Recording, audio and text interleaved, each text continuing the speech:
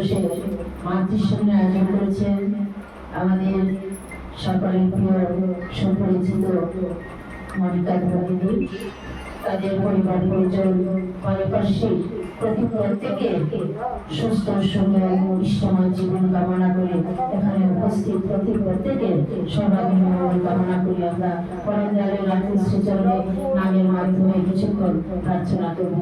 Vande Purushottam.